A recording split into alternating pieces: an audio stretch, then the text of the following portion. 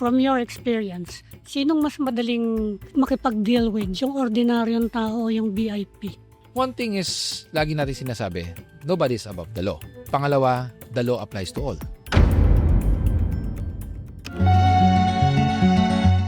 Paano ko yung VIP yung ano?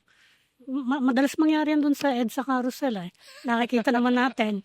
VIP at medyo, well, marami namang MMDA personnel na hindi sila pinagbibigyan, ano? But sometimes, I think your predecessor got into trouble dahil sa ganyang ano. Well, Paano pararatingin sa mga VIP na kayo, sakop din kayo ng batas? one thing is, lagi natin sinasabi, nobody is above the law. Pangalawa, the law applies to all.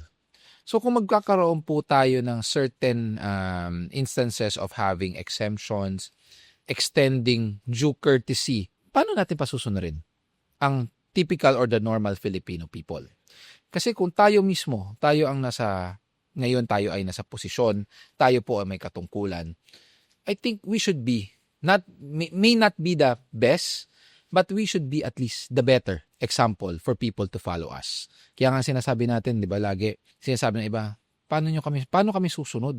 Kung si certain ganito, siya mismo lumalabag. Siya mismo nakalagpas ang kanyang garahe sa bangketa.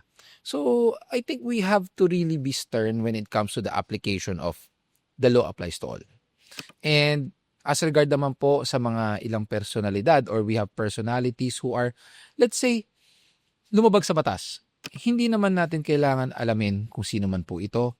Hindi naman natin kailangan alamin ang further details kasi ang sa amin when it comes to enforcement of traffic rules and regulations, sino ba ang nagmamaneho? Driver. Sino ang may paglabag? Yung driver. So at that point in time, driver ang tikitan natin. That's it. Wala na tayong kailangan palakihin pa man.